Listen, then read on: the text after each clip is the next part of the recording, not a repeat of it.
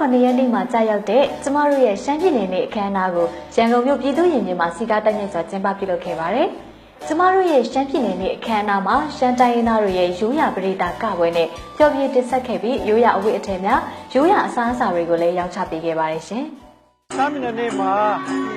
မြန်မာပြည်မှာရှိတဲ့လူမျိုးတည်တည်ပါရာတည်တည်အားလုံးငြိမ်းငြိမ်းချမ်းချမ်းနဲ့နိုင်ငံတော်ဖွံ့ဖြိုးဖို့ကိုအားလုံးတက်ညီလက်ညီနဲ့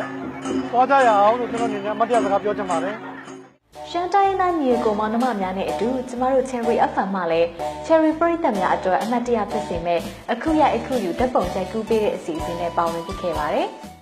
ဒီ Cherry FM ဆိုတာကဒီရှမ်းပြည်နယ်ကနေပြီးတော့ပေါ့နော်စတင်ပေါက်ပွားလာတဲ့ FM တစ်ခုလည်းဖြစ်တယ်အဲ့အတွက်ကြောင့်ကျွန်တော်ဒီရှမ်းပြည်ရှမ်းနဲ့ပတ်သက်တဲ့ပေါ့ပွဲတိုင်းမှာကျွန်တော်အများအားပူပေါင်းပါဝင်ဖြစ်ပါတယ်ပေါ့နော်အခုဒီ290ပြည့်နေ့ရှမ်းပြည်နယ်ပြည်သူ့ရင်မှာလုပ်တဲ့ဒီရှမ်းပြည်နယ်ပွဲမှာလည်းကျွန်တော်ပါဝင်ခဲ့တယ်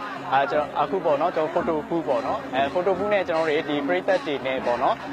အကုန်လုံးဒီအမှတ်တရဖြစ်အောင်ဆိုပြီးတော့ကျွန်တော်တို့စီစဉ်ခဲ့တာပေါ့နော်ပြီးလို့ရှိရင်ကျွန်တော်ဒီ photo booth ကရလာတဲ့အကျိုးမြတ်တွေအားလုံးလည်းဒီပွဲဖြစ်တော်ရေးကော်မတီပြန်လည်ပြန်တော့ဖို့အစီအစဉ်ရှိပါတယ်ခင်ဗျာကျမတို့ Cherry FM အတွက်ရှမ်းပြည်နယ်နေ့အခမ်းအနားမှာပါဝင်ဆင်နွှဲခဲ့တဲ့ Cherry ပရိသတ်များကလည်းအခုလိုဆုတောင်းပေးခဲ့ပါတယ်ရှင်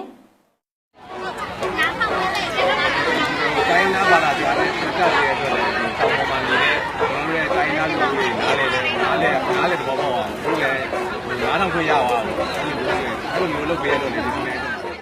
လာမယ့်နှစ်ပေါင်းများစွာကိုဒီကပို့ပြီး online လိုက်ပါစေအစီအစဉ်ကောင်းတွေလည်းအများကြီးဆက်ပြီးတင်ဆက်နိုင်ပါစေလို့ကျွန်တော်ဆုမတောင်းပါဘူး